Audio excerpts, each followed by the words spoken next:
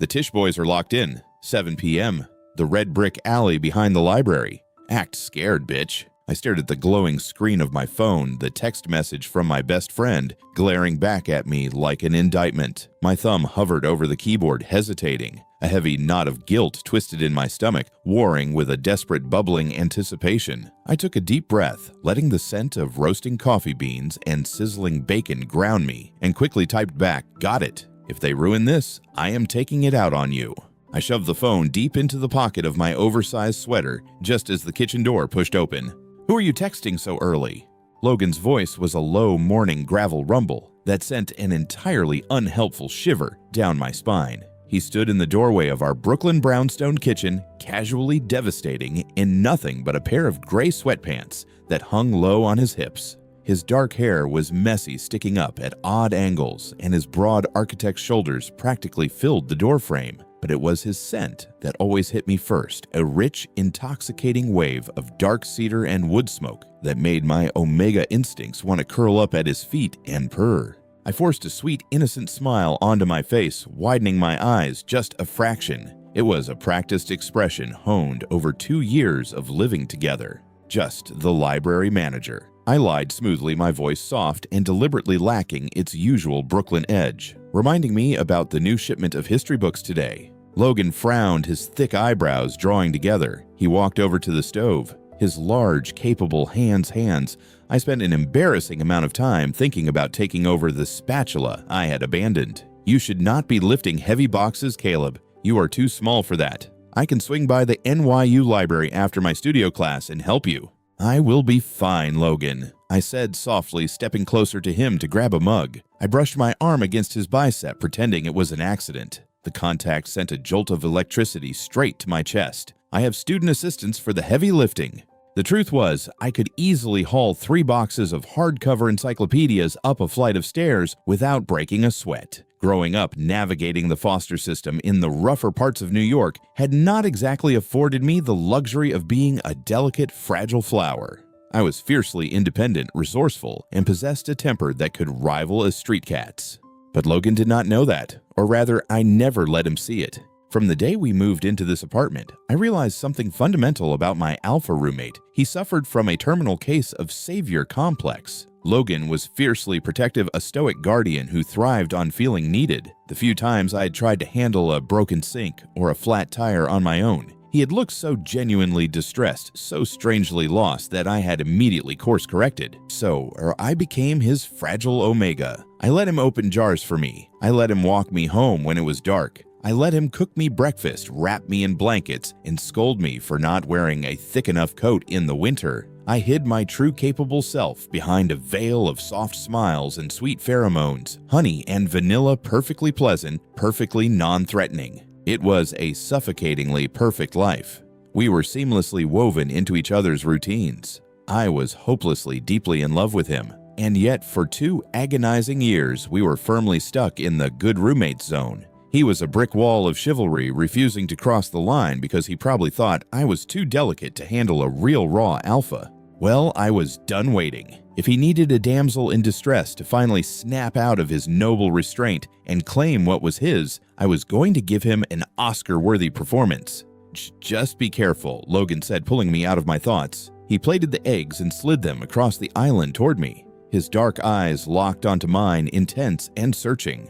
There was another report on Citizen App last night. Rogue alphas lingering around Washington Square Park. "I do not like you walking back alone." "I know," I murmured, keeping my gaze lowered, playing the part. "I will text you when I leave." "I will come get you," he insisted, his jaw tightening. "Just tell me when." "Okay." I agreed, a spike of adrenaline shooting through my veins. Perfect. The rest of the day dragged on with agonizing slowness. Every hour I spent organizing the archives at the NYU Bobst Library felt like a century. My mind kept replaying the plan. My best friend had hired a group of students from the NYU Tisch School of the Arts. According to her, they were method actors desperately passionate and totally broke. They had agreed to play the part of aggressive, terrifying rogue alphas for $50 each and a promise of good pizza. All I had to do was walk into the alley, look terrified, let them surround me, and wait for Logan to track my location and swoop in like an avenging angel. The intense emotional rescue would trigger his protective instincts, the pheromones would fly, and finally, he would drop the gentleman act.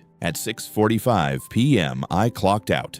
The late autumn air of New York hit me the second I pushed through the revolving glass doors, crisp and biting. I pulled my beige trench coat tighter around myself, my heart beginning a frantic staccato rhythm against my ribs. I pulled out my phone. My hands were actually shaking now, not from fear, but from the sheer audacity of my own manipulation. To Logan, leaving the library now. I am taking the shortcut through the brick alley on 3rd. See you soon. I hit send, took a shaky breath, and turned the corner. The red brick alley was dark, illuminated only by a flickering, jaundiced street lamp at the far end. Shadows danced menacingly against the dumpsters. It was the perfect stage. I stepped into the darkness, the smell of damp brick and city grit filling my nose, and waited for my attackers to emerge. To fully understand the absolute unmitigated disaster that was about to unfold in that red brick alley, you have to understand what my supposedly honorable, strictly by the book Alpha was doing at that exact moment.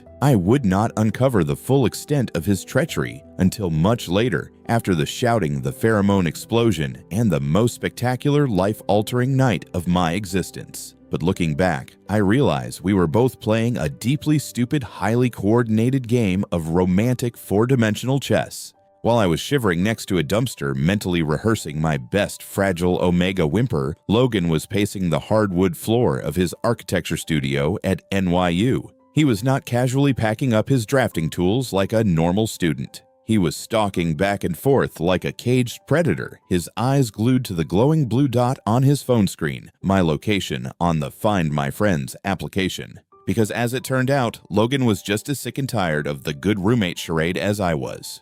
For 2 years, he had played the stoic guardian. He had gritted his teeth and maintained a respectable distance every time my honey and vanilla scent spiked in the small confines of our apartment. He had convinced himself that I was too sweet, too pure, and too easily frightened to handle the overwhelming intensity of an alpha's true possessive nature. But the restraint was killing him. He was suffocating under the weight of his own chivalry, desperate for a legitimate excuse to shatter the boundaries he had built, to wrap his arms around me, flood my senses with his pheromones, and definitively claim what was his. Since I supposedly never gave him an opening, Logan decided to manufacture one. On the very same day, I hired a bunch of broke theater students. Logan had reached out to a contact of his own. But Logan, being a meticulous perfectionist, Alpha did not hire amateur drama majors. He hired professionals. Specifically, he hired a group of former heavily tattooed mobsters from Hell's Kitchen who had recently reformed and started a specialty security and acting gig.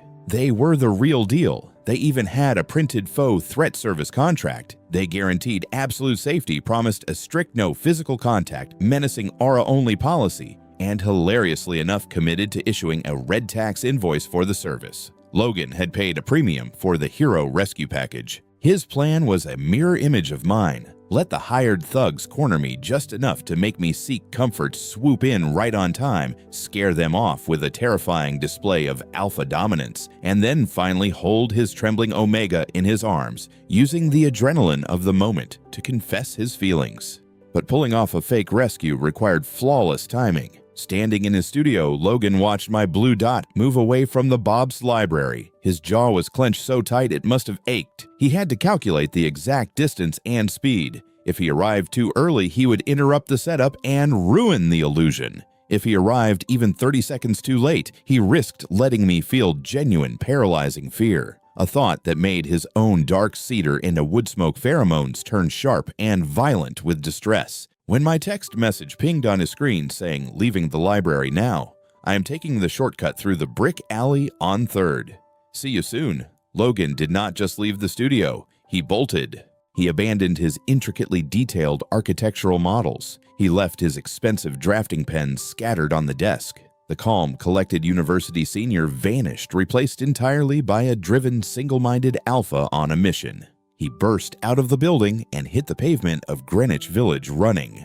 He sprinted through the bustling streets of Brooklyn, dodging tourists and annoyed commuters. His long coat flared out behind him, his boots pounding a frantic rhythm against the concrete. His heart hammered a desperate beat against his ribs. Caleb, Caleb, Caleb. He was running toward the moment that would define the rest of our lives. He was ready to be the hero, ready to drop the gentleman act and let the wolf out of the cage. Meanwhile, back in the present, I stood in the damp, shadowy alley, clutching the lapels of my trench coat. A cold gust of wind swept through the narrow passage, rustling the trash bags. I checked my phone. Logan's blue dot was hurtling toward my location at a terrifying speed. He is almost here. I thought a giddy thrill shooting down my spine. Showtime. Suddenly, I heard the heavy thud of boots at the far end of the alley. Not just one pair, but several. Finally, I thought, taking a deep breath and forcing my eyes to widen in mock terror. The Tish boys are here. But as the figures stepped out of the shadows, something felt profoundly wrong. There were supposed to be 3 skinny college kids quoting Shakespeare. Instead, there were at least 7 massive, imposing men. Half of them looked like they had just stepped out of a gritty mob movie, complete with leather jackets and neck tattoos. The other half looked like they were wearing thrift store cloaks, dramatically holding plastic daggers. Before my brain could even process the bizarre sight, a familiar, terrifyingly dark wave of cedar and smoke hit the entrance of the alley. Logan had arrived. He skidded to a halt at the mouth of the alley, his chest heaving, his fists clenched, his eyes flashing a dangerous primal gold. He opened his mouth, ready to unleash a guttural, terrifying alpha roar to scatter my attackers. But the roar died in his throat.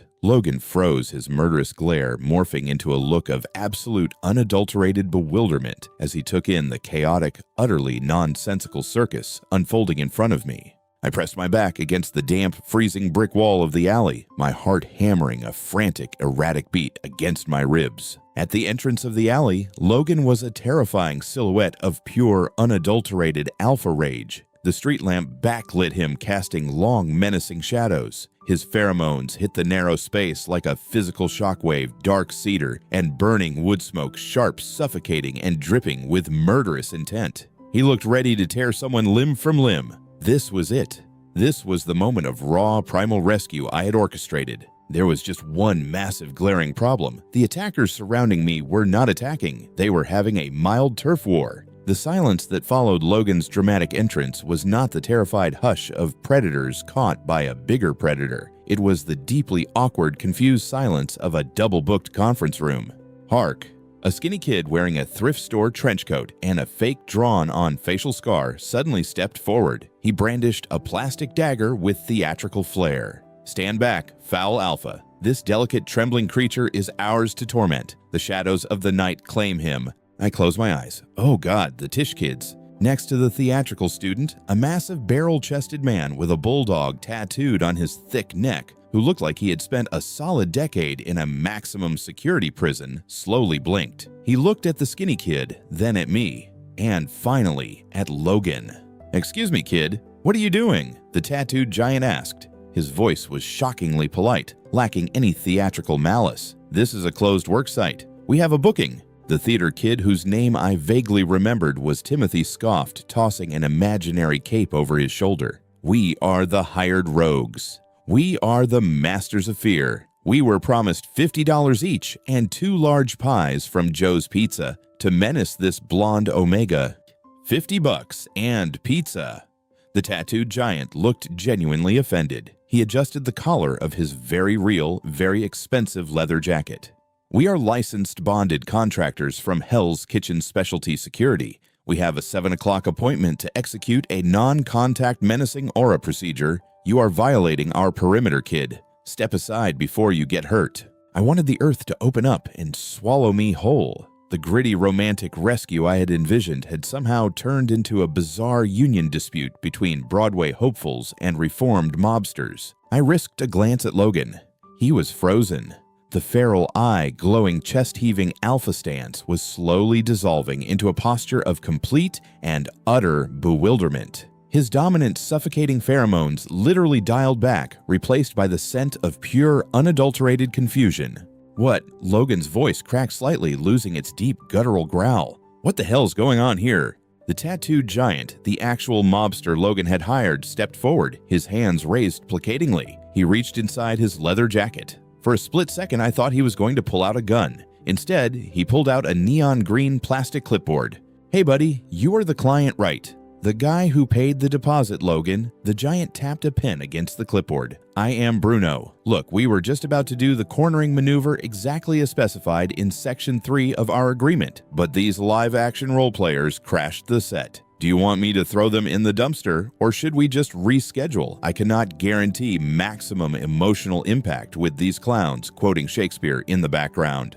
Timothy the Tisch student gasped in artistic outrage. He whipped his smartphone out of his pocket and marched right up to Bruno. "We are not role players. We are method actors," Timothy shrieked, shoving the phone screen into the giant mobster's chest. "Look at this. My client is Caleb. The Tisch boys are locked in. 7 p.m. Act scared, bitch." That is a direct directorial cue. I am playing Rogue Alpha number 1. Bruno squinted at the glowing screen. Then with a heavy sigh, he unclipped a piece of paper from his own clipboard. "Yeah, well, look at this. Faux threat service contract. Client Logan, target Caleb. Objective mild distress leading to romantic rescue. It is notarized, kid. We even issue a red tax invoice." The two group leaders stood in the middle of the grimy Brooklyn alley under the flickering yellow street lamp, literally comparing their written contracts to menace me. The silence that fell over the alley this time was deafening. Slowly, agonizingly, Logan turned his head to look at me. The confusion on his face vanished, replaced by a terrifying, crystal-clear realization. He looked at the theater kids. He looked at the reformed mobsters. He looked at the printed contract and the text message. Then his dark eyes locked onto mine. My carefully constructed, fragile, trembling omega posture evaporated in a millisecond. I dropped my hands from my chest. I straightened my spine, abandoning the fake shivering. I stared back at him, my heart pounding in my throat, knowing exactly what he was realizing because I was realizing the exact same thing. He had hired fake thugs to trick me into his arms. I had hired fake thugs to trick him into claiming me. We were both absolute manipulative liars. The ultimate double cross had spectacularly collapsed in on itself. Bruno cleared his throat, breaking the heavy electric tension between Logan and me. "So?" the mobster asked politely, clicking his pen.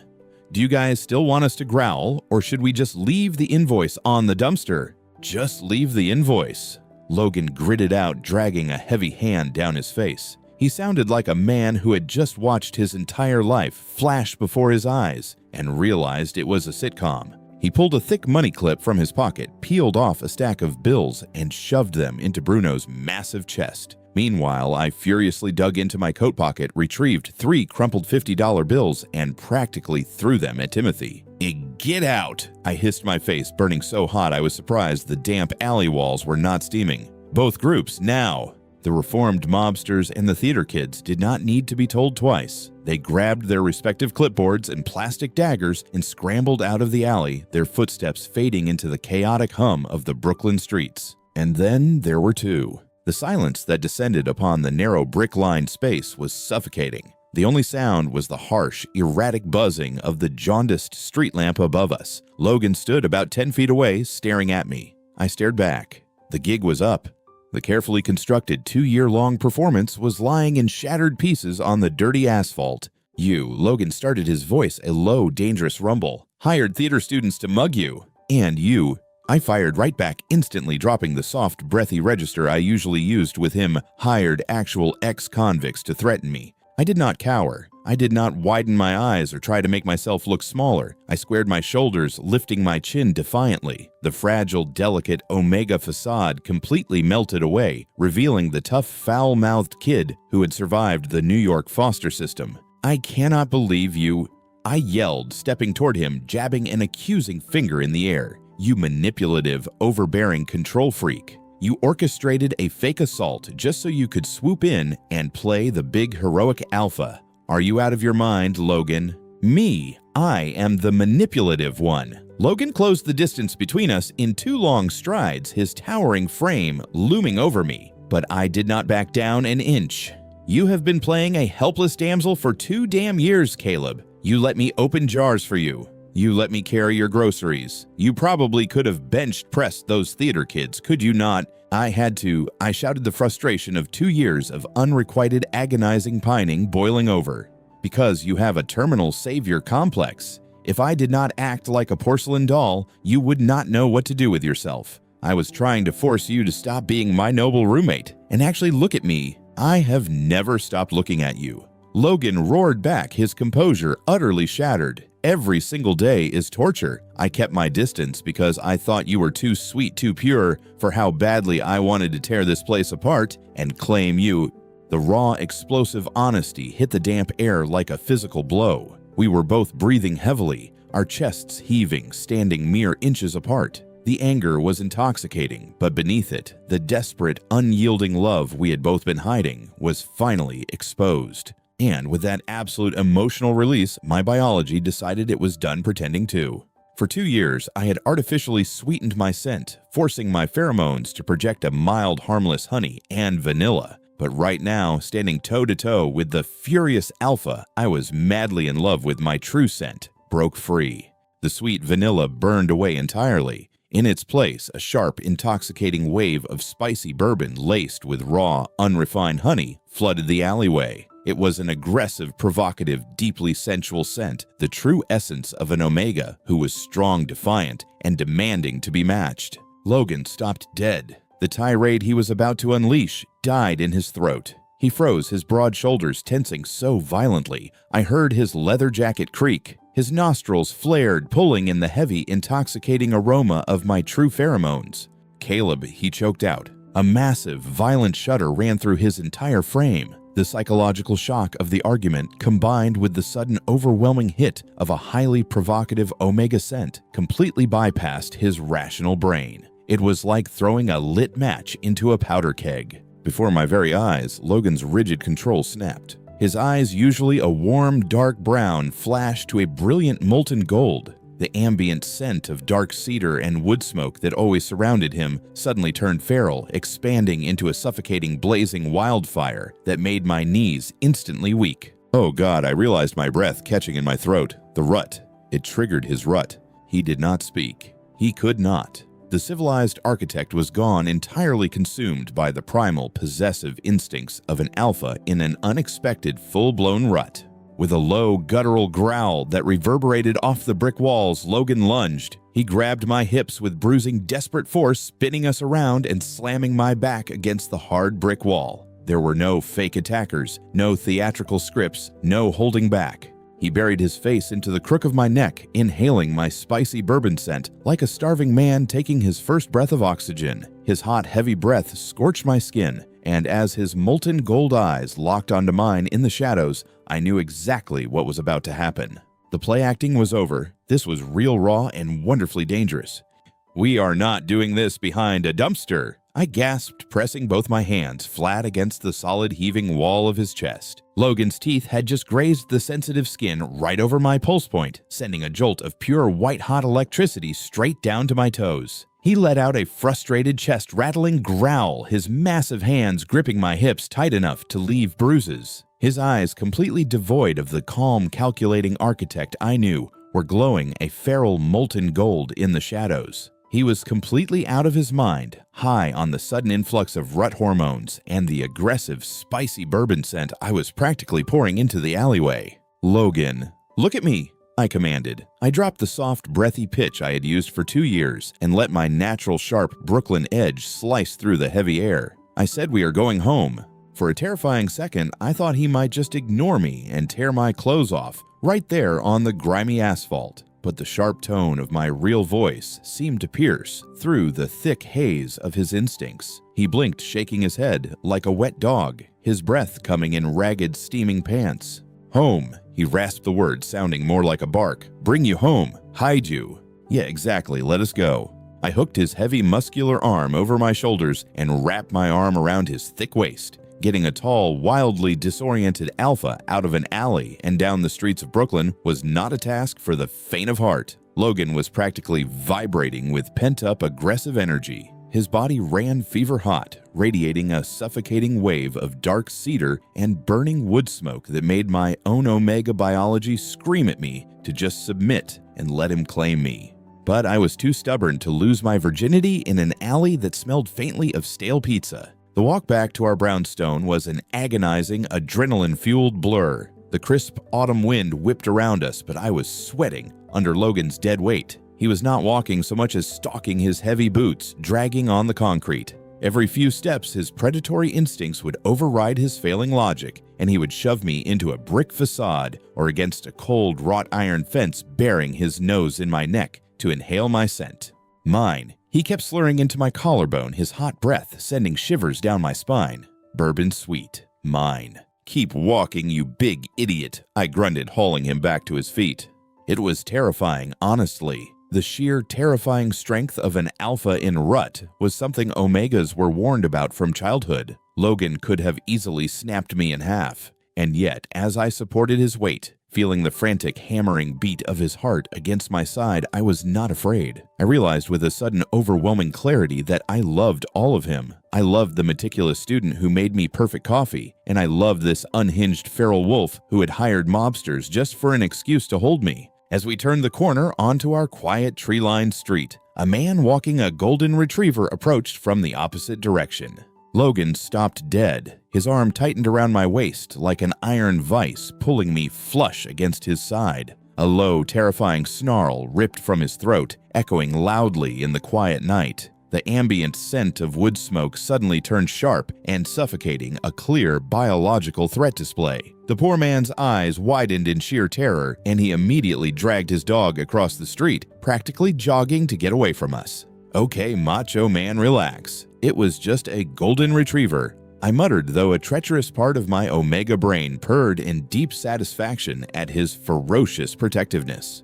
We finally stumbled up the stone steps of our brownstone. My hands were shaking so badly it took me 3 tries to get the key into the lock. Logan was not helping. He was pressing his heavy body against my back, his nose tracking the line of my jaw, his hands wandering restlessly under the hem of my trench coat. "Hurry!" he pleaded, his voice a broken, desperate rasp. "Caleb, please!" A sharp click sounded as the deadbolt gave way. I pushed the heavy oak door open, and we practically tumbled into the dark foyer of our apartment. Before I could even reach for the light switch, Logan kicked the door shut behind us with a definitive, echoing slam.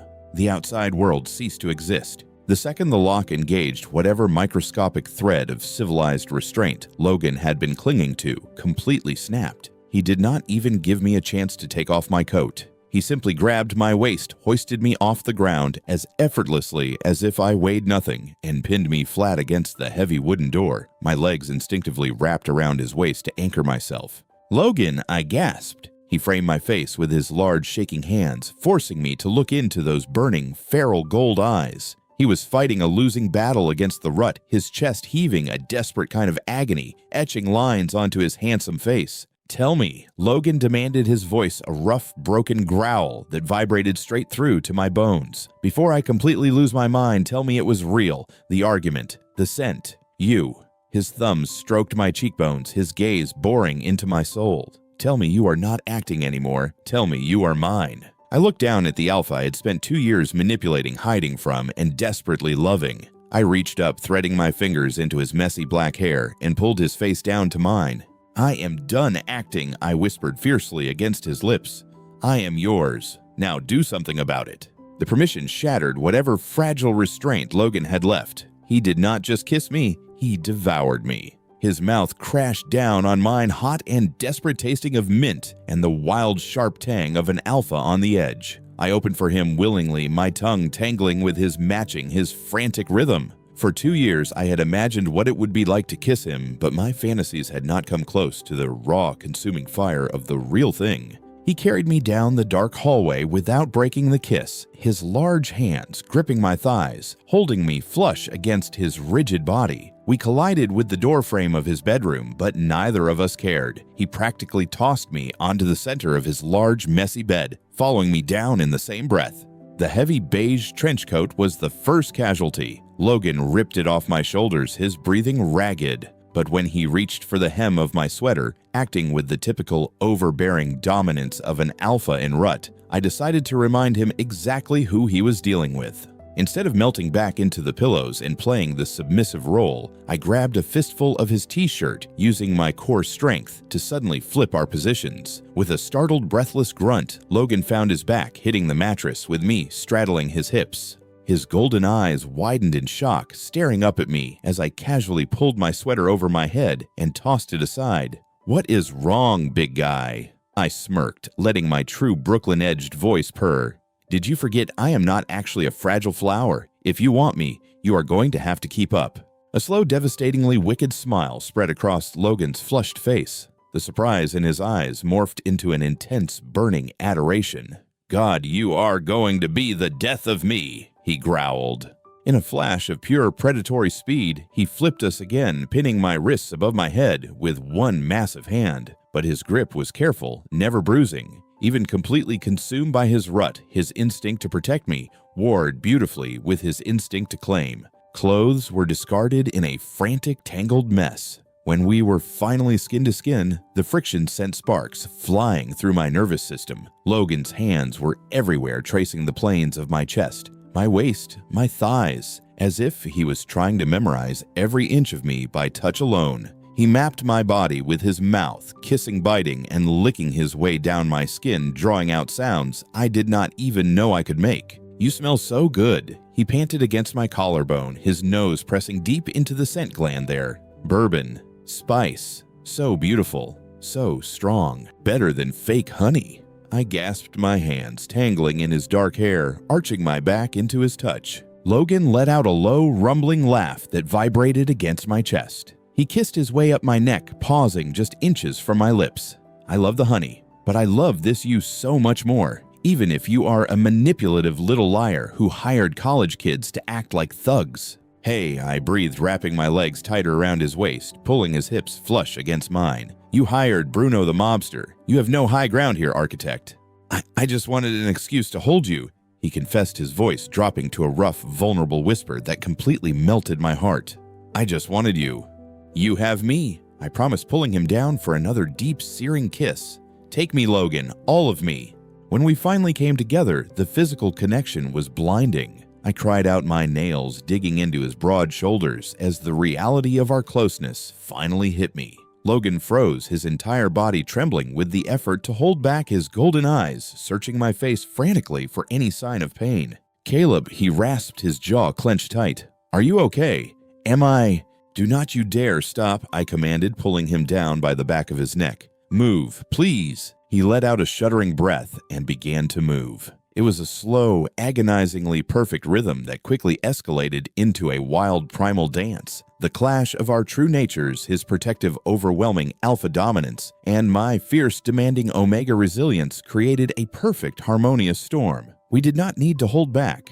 We did not need to pretend. As the pleasure built to a blinding crescendo, the heavy, intoxicating mix of our pheromones saturated the room. The scent of spicy bourbon and sweet honey wrapped around the dark cedar and burning wood smoke fusing into something entirely new and uniquely ours. Logan buried his face in my neck once more, his breathing stuttering. I could feel his teeth grazing the delicate skin right over my bonding gland. "Mine?" he asked, his voice breaking, seeking the final absolute permission through the heavy haze of his rut. "Yours." I sobbed out, completely lost in the overwhelming tide of sensation. "Claim me, Logan, now!" His teeth sank into my skin just as we both shattered. The sharp, brief pain of the bite was instantly swallowed by an explosive, euphoric rush of warmth that flooded my veins. The bond snapped into place, tying our souls together in a brilliant flash of unseen light. I felt his love, his relief, and his absolute devotion crashing into my mind, perfectly mirroring my own. Hours later, the bedroom was a quiet, tangled sanctuary. We lay completely exhausted, my head resting on his chest, our limbs heavily intertwined. The air in the room was thick with the beautiful blended scent of bourbon honey smoke and cedar. Logan pressed a soft, lingering kiss to my forehead, his hand lazily tracing circles on my bare back. "I love you," he murmured sleepily. "I love you too," I whispered, closing my eyes, finally safe, finally real, and finally home. The brilliant, unapologetic morning sunlight of New York City streamed through the sheer curtains of our Brooklyn brownstone, pulling me out of the deepest, most restful sleep of my life. I did not just wake up, I floated into consciousness, anchored by the heavy, warm arm draped securely across my waist. I blinked against the light, taking in the sight of Logan's bedroom. It looked like a natural disaster had struck. My beige trench coat was crumpled in a corner, his t-shirt was hanging off the lampshade, and the bedsheets were hopelessly tangled around our legs. I shifted slightly, and a dull pulsing ache flared on the side of my neck. My hand instinctively flew to the spot, my fingers brushing over the raised, tender skin of a fresh bite mark. The bond. A rush of pure golden warmth flooded my chest, an immediate echo of Logan's own contentment humming in the back of my mind. It was real. I was not just his roommate anymore. I was his mated Omega. "Good morning," a low, sleep-rough voice murmured against my bare shoulder. Logan pressed a soft kiss to my shoulder blade before rolling over, propping himself up on one elbow to look at me. His dark hair was an absolute bird's nest, and the faint shadow of stubble lined his strong jaw. The feral, glowing gold of his eyes from last night had faded back to that warm, melting chocolate brown. He looked so incredibly soft, so domestically handsome that it made my breath hitch. "Morning," I replied, stretching my arms above my head and letting out a satisfied groan. I did not bother trying to make myself look small or delicate like I usually did. I just sprawled out, taking up space, entirely comfortable in my own skin.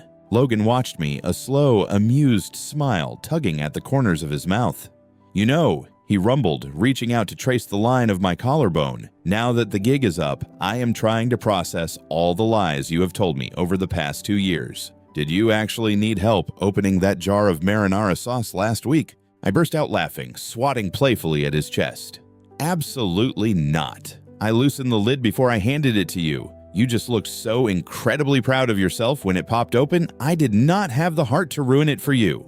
Logan groaned, dropping his forehead against the mattress in mock defeat. I have been played, utterly manipulated by a criminal mastermind with a sweet vanilla scent. He tilted his head, up his eyes sparkling with mirth.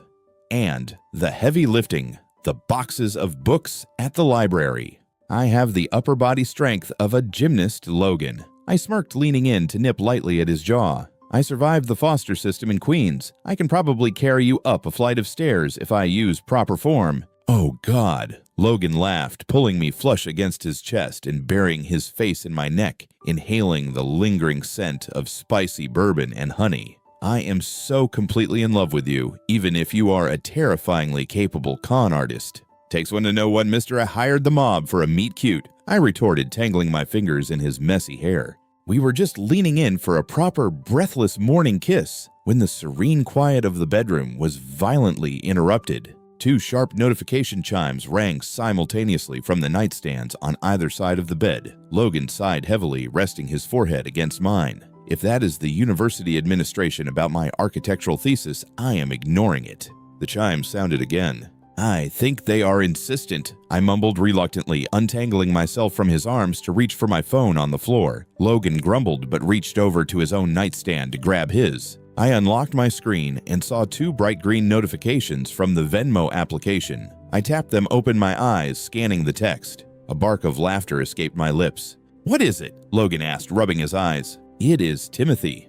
From the Tisch School."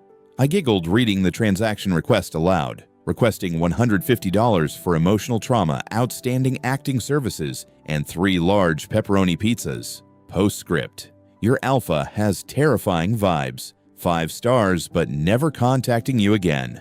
Logan snorted, looking down at his own screen. Well, that is fitting, because I just got an email and a Zelle request. He turned the phone so I could see. It was a highly professional PDF formatted invoice from Hell's Kitchen Specialty Security. It itemized the intimidation, deployment, and travel expenses and concluded with a polite note from Bruno. "Dear Mr. Logan, despite the unprofessional interference from the amateur drama club, we consider our contract fulfilled as the target was successfully maneuvered into your arms. Total due $500. Have a nice life, and please leave a review on Yelp." We looked at each other, the sheer absurdity of the situation crashing over us. We had orchestrated a completely unhinged, double-blind fake mugging, traumatized a group of theater kids, and hired actual gangsters, all because we were too stupidly stubborn to just say, "I love you" over breakfast. Logan threw his head back and laughed, a rich, booming sound that filled the room. He tapped his screen, authorizing the Zelle transfer to Bruno, then took my phone from my hand and quickly paid Timothy's Venmo request, adding an extra $50 for the emotional trauma. He tossed both phones onto the floor and pulled me back down onto his chest, wrapping his strong arms securely around me. He leaned in, biting gently at my newly marked neck, sending a shiver of pure delight down my spine. "You know," Logan whispered against my skin, his voice thick with affection and amusement, "the cost of getting you was really expensive." I smiled, wrapping my arms around his neck and pulling his lips to mine. "But I am worth every penny, are not I?" "Every single one," he murmured against my mouth. The kiss that followed was slow, sweet, and stripped of all pretenses. There were no more fragile omegas to protect and no more stoic distant alphas to overcome. It was just Caleb and Logan, perfectly matched, brilliantly flawed, and wonderfully honestly in love.